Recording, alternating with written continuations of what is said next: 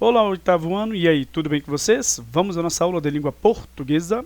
Sou o professor Wesley Fernandes dos Santos, professor do Instituto Marechal Malé. Bom, gente, nós vamos começar um conteúdo chamado colocação pronominal. Olha, o nome já diz tudo, não é? Já diz muita coisa, vamos colocar assim. Onde você vai colocar o pronome? É isso, certo? Bom, como assim? Pronome, colocar, onde... Na verdade, é onde você vai colocar o pronome em relação ao verbo, tá? Tá aqui a explicação, certo? Eu estou usando esse onde, mas o onde só deve ser usado para o lugar fixo, beleza? Mas nós estamos entendendo. Vamos lá, então, que pronomes são esses? São somente os pronomes pessoais do caso oblíquo e átonos ainda.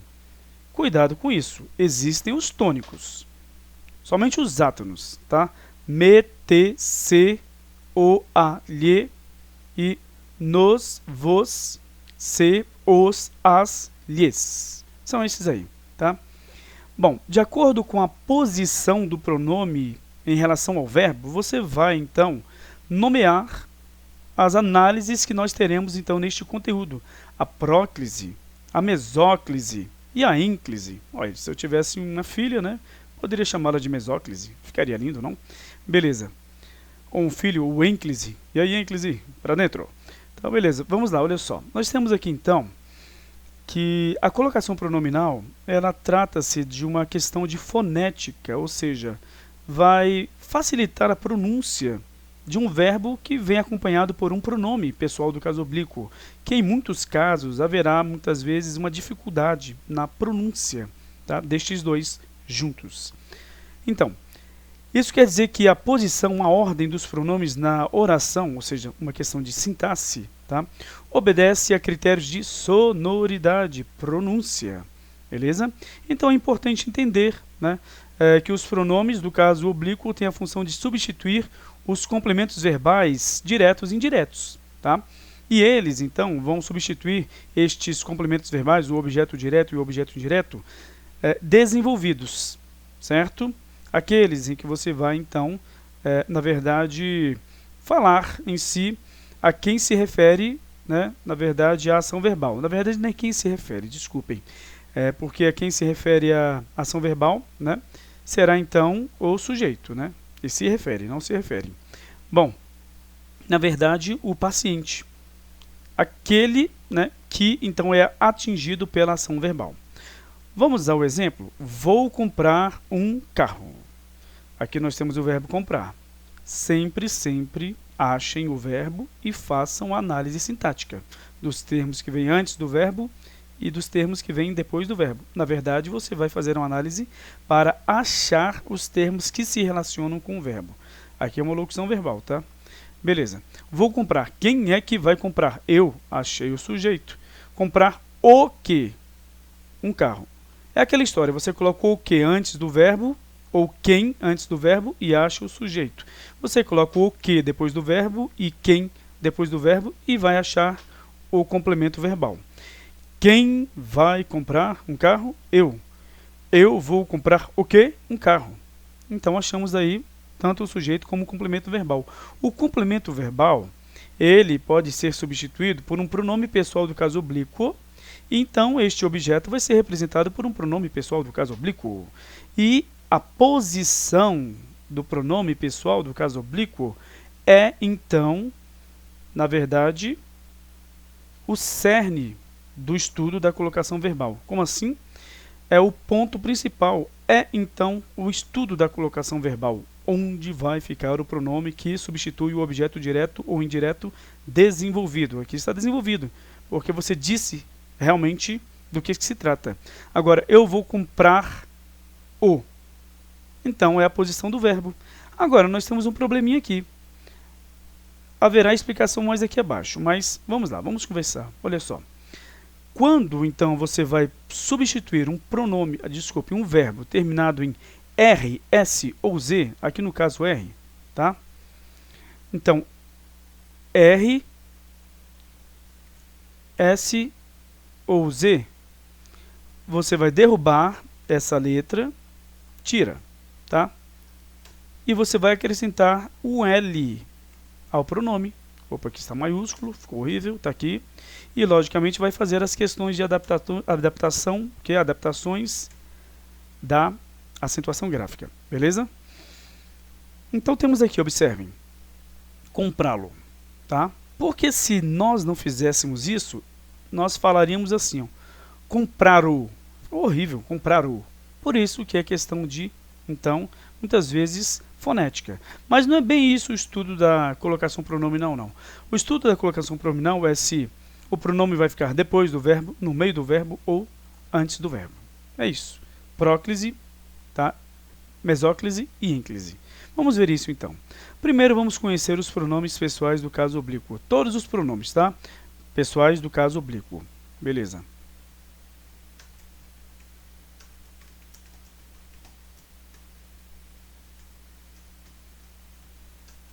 Eita, nós. Beleza. Mim comigo, te contigo, você também.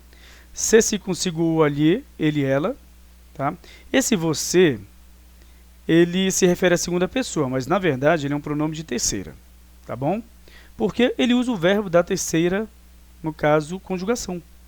Certo? Da terceira pessoa, na verdade. Não da terceira conjugação, da terceira pessoa do singular. E vocês usa o verbo da terceira pessoa do plural. É estranho deixar aqui? É, mas é o correto. Mas eu deixei assim para vocês entenderem que ele usa o verbo da terceira, mas quando você vai usá-lo, você faz referência à segunda pessoa com quem você está falando. Beleza? Temos aqui então os pronomes me comigo, te contigo, se consigo, o ali, ele, ela, é você, nos conosco, nós, só que o nós só preposicionado. E o ele, ela e você, ele e ela só preposicionados também. Eita, nós. Não está dando certo isso aqui. Ele, ela. Pronto, agora ficou melhor. Vos, convosco, vós, só preposicionado. Só podem ser usados caso haja uma preposição à frente, tá? E eles, elas, só preposicionado também. Ou só preposicionados também. Porque são eles, elas. Tranquilo. Agora vamos fazer a divisão dos pronomes. Os tônicos. Mim, comigo, ti, contigo, você. Si, consigo, ele, ela. Conosco, nós. Convosco, vós, vocês. Tá? Aqui na terceira pessoa, só para deixar claro.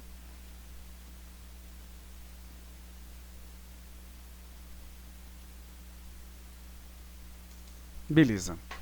E temos então se consigo, eles, elas, vocês. Tá?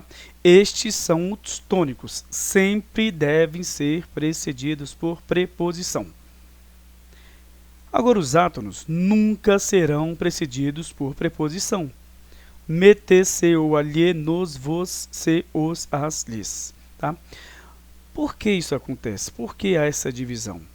Porque estes pronomes aqui, eles se comportam como palavras. Eles podem estar escritos em qualquer parte da oração. Assim como você pode falá-los em qualquer parte da oração. Antes do sujeito, depois do sujeito, depois do verbo, depois do objeto direto, se houver um verbo bitransitivo. Estes aqui não, você só pode juntá-los ao verbo e eles sempre vão ficar colados no verbo. Por quê? Porque eles não conseguem ficar soltos na frase, sozinhos. Vamos ver como é que funciona isso, tá bom? Deixe-me fazer aqui, então, um exemplo. Eu acho que aqui já está explicando. Olha só. Vale lembrar que os pronomes pessoais tônicos do caso oblíquo têm força no seu significado. Exatamente o que eu falei. Assim, podem ser deslocados para diferentes partes da oração gramatical. Além disso, eles sempre substituem objetos indiretos, certo? Quando estão preposicionados, apesar de que há algumas exceções, tá bom? E mesmo o mete, se, nos, você podem substituir também objetos diretos. Tá? Beleza, então essa aqui é a questão aqui e objetos indiretos, mas estes aqui está correto, só podem substituir objetos indiretos, no caso do que nós estamos falando dos tônicos. Então está correta esta explicação, tá? Beleza. Então temos aqui exemplos. Minha mulher comprou um carro para mim. Olha que legal. Beleza. Agora observe que o para mim é o pronome pessoal do caso oblíquo tônico. Ele pode ficar em qualquer parte da frase. Para mim, olha, eu comecei a frase com ele e não há problema. Para mim, minha mulher comprou um carro. Tudo bem. Minha mulher comprou, para mim, um carro. Vamos lá. Deixe-me colocar tudo em vermelho aqui.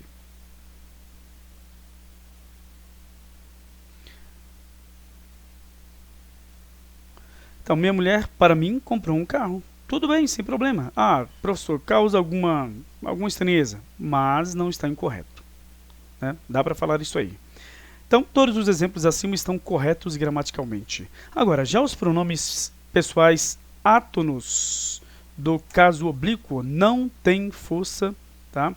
Os pronomes não têm força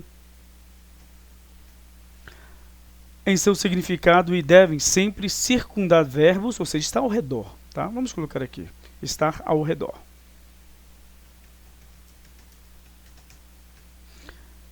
De verbos, né, circundar verbos e não podem ser usados longe deles. Quer dizer, em qualquer lugar da oração. Por exemplo, a professora comprou um carro. Beleza, a professora comprou um carro. Vamos substituir um carro, que é o objeto direto, por um pronome pessoal do caso oblíquo? Comprou o. Beleza. A professora o comprou. Bom, tá certo, porque tá do lado do verbo ainda. Olha só, o pronome pessoal do caso oblíquo, que é então o estudo da colocação pronominal, né? Em que parte ele ficará, ou seja, antes ou depois ou no meio do verbo. Aqui ele está ao lado do verbo antes, aqui está ao lado do verbo, né, depois. Agora, este o aqui, a professora o comprou, não dá para falar essa frase. Observaram como esta palavra, né, este pronome não tem força de palavra, na verdade, não é essa palavra, não é uma palavra, ou seja, eu errei. Beleza, então vamos lá. Observe que cada pronome pessoal átono do caso oblíquo substitui determinado complemento verbal. Agora nós vamos ver algo que já importa a nossa, né, ao nosso conteúdo, ao conteúdo de colocação pronominal.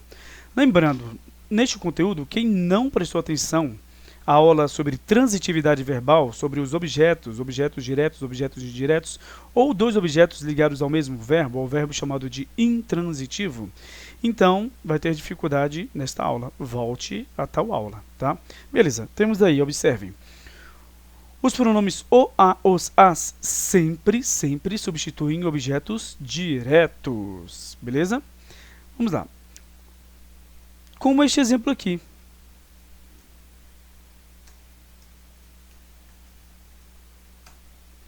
Eu comprei um livro. Vamos usar esses exemplos simples aqui, simplórios, né? Beleza, olha só. Eu comprei um livro. Tranquilo, nós temos aqui o objeto, um livro. Nós vamos substituir esse objeto por um pronome pessoal do caso oblíquo. Os objetos diretos, aqui é um objeto direto, olha só, você perguntou o que? Se achar a resposta diretamente, não há uma preposição entre o verbo e o objeto, então ele é direto, tá? Eu comprei o que? Um livro, então temos um objeto direto. Agora vamos substituir por um pronome pessoal do caso oblíquo. Somente os pronomes o, a, os, as. Aliás, somente não, vamos colocar aqui os pronomes o, a, os, as substituem somente objetos diretos. Outros pronomes substituem também objetos diretos, mas eles também substituem indiretos. Vamos ver isso. Então eu comprei um livro. Observem. Eu, agora vamos substituir por um pronome pessoal do caso oblíquo. Comprei-o. Tá aí o pronome que substitui o objeto direto, comprei-o. Beleza? Se fosse comprei livros, comprei-os. Você pode dizer eu os comprei, porque o pronome pode ficar sempre ao lado do verbo, antes, no meio ou depois. Beleza? Esta é, então, a chamada colocação pronominal. Ainda nós não vimos como é que funciona isso, estar antes do verbo, no meio e depois do verbo. Quais as regras que delimitam, então, essas colocações? Colocação pronominal. Certo? Bom, nossa aula, né, vai ser encerrada por aqui. Na próxima aula nós vamos começar a ver também a função dos outros pronomes pessoais do caso oblíquo átonos. Nós vimos aqui as funções dos pronomes o, a, os, as. Só que observem os outros aqui, né? Aí nós vamos ver a função ou as funções deles também, beleza? Mas não hoje, vamos estudar com mais calma na próxima aula. Então até lá, tchau, tchau, gente.